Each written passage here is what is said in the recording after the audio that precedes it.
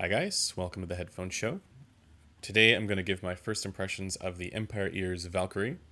This is a 3-driver hybrid IEM that uses a dynamic driver for the bass frequencies, balanced armature for the mids, and an electrostatic driver for the treble frequencies. This video is made possible by headphones.com. I'll link the community discussion thread in the description below, as well as a link to the product page, so you can check that out. I just want to give a quick overview of the ergonomics here.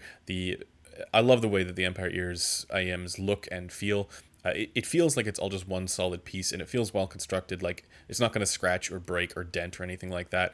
And then there are two pieces here. This is the top piece here. It doesn't feel like it's two pieces. It feels like it's seamless. And then of course you also have this cable with, I think this is an idolic connector. Someone can correct me if I'm wrong, but that's what that looks like to me. But anyways, this is an awesome cable. It's super light and easy to use and not stiff. And as we'll see with an upcoming review for another IEM, the stiff cables, they can be a little bit annoying. But nonetheless, the cable looks and feels great. The IEM looks and feels great. And obviously, look at that. That's absolutely stunning. In certain light, this almost looks like it's kind of like a 3D effect to the image on here with the green kind of like turtle shell design. In any case, the fit is also fantastic, so I have no complaints there. You get obviously this box and it comes with a whole bunch of tips. This is the Bravado case in there right now, but yeah, it comes with its own case as well, so you can throw it in a backpack if you want to. I'm just gonna put that over here for now. So how does it sound? Well, it sounds good enough that I again felt like I needed to talk about it a little bit, because this comes in right at around $1,600, so it's just like $100 more than the Campfire Audio Solaris. The Solaris is what I would want for sort of like a somewhat fun sounding, a little bit guilty pleasure IEM, and I find that the Valkyrie kicks that up a notch. It takes that guilty pleasure sound to be a little bit more guilty. So there's more bass here, and there's a little bit more, let's call it zing to the treble. And in my description of this on the forum, which again is linked below, I called this a spicy Solaris. Now it's not quite the same, because this is considerably more, the Valkyrie is considerably more V-shaped in its sound, but it's a ton of fun, and it's enough where when I was first listening to this, I was immediately surprised at how good it sounded for its technical ability. The detail retrieval here is just crazy good. But importantly, the slam is also nuts. And so that punch and that impact quality, and not something that I'm used to with IEMs. And I thought that, the Solaris was, at least that price range, that was kind of the hardest hitting one that I'd heard. And then, obviously I heard the Sony Z1R, and that one I think punches harder. But then, hearing this as well, I went, oh my goodness, this is, doing that similar kind of thing. And so I looked into it a little bit, and it turns out it's because of this, what they call the Weapon 9 subwoofer. Now, that's basically just a high excursion dynamic driver that's handling bass frequencies, but boy, is it ever effective. And again, it's that fun sound. Now, I wouldn't recommend this for, that sort of analytic kind of critical listening, super neutral kind of thing, because it really doesn't have much for mid-range going on. If you're a bass head, you'll like this. Or if you like electronic music, this will do great. But for the kind of music that I like to listen to, which is mostly jazz, acoustic, and classical music, this isn't my top pick for sure. But just going for a walk with these was an awesome experience. Enough where it made me think this is actually a capable alternative to the Solaris.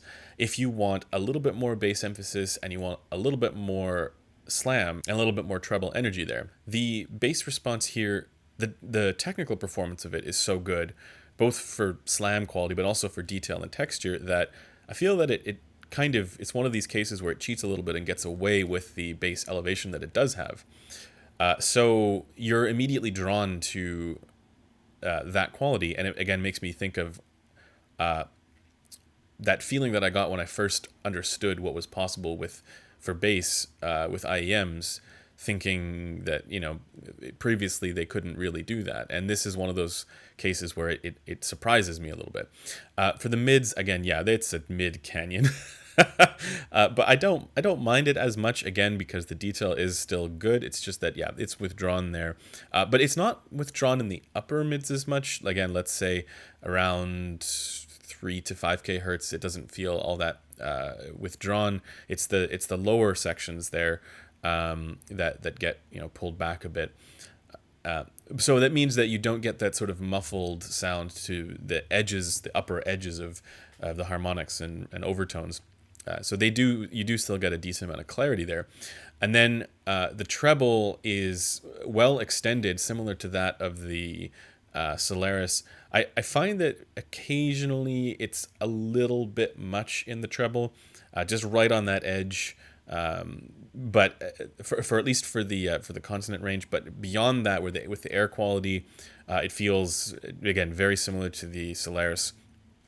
Great resolution there as well. Now, the biggest problem with the Valkyrie is that, you know, immediately after putting it on and trying it out, I could recognize that there was a little bit of a 5K hertz peak there, and it's not a huge peak. It's not crazy. It doesn't always show up, but it's something that if you know what to listen for, it's definitely recognizable. And what this does is it causes your percussive instruments, so your cymbals and your snare drums and that kind of stuff, to sound a little bit compressed, because it emphasizes the primary hit, and it emphasizes it a little bit above where the sort of, you know, the splash quality would be. So your cymbal hits don't crash through as cleanly and as clearly as I would like. For certain tracks. For some tracks, actually, it's totally fine. But I find that this is a quality that other Empire Ears IEMs also exhibit, with a little bit more energy that 5K hertz. And so I wonder if this wouldn't be so bad for people who have, again, a different shape to their ear canal to the one that I have. Or maybe there's a certain type of music that does just fine with that. But for me, when I hear those percussive hits for, again, certain jazz recordings, cymbals and snare drums, it does throw it off a little bit for me. But that is really the only issue that I have with it. And because of that, I think this is a decent alternative to the Campfire Solaris. It's as if you took the Campfire Solaris and then gave it a little bit more flair. And it's, again, why I like to say that this is sort of like a spicy Campfire Solaris, because it has that, you know, extra treble energy there at around 5K hertz, and it's got that extra bass emphasis.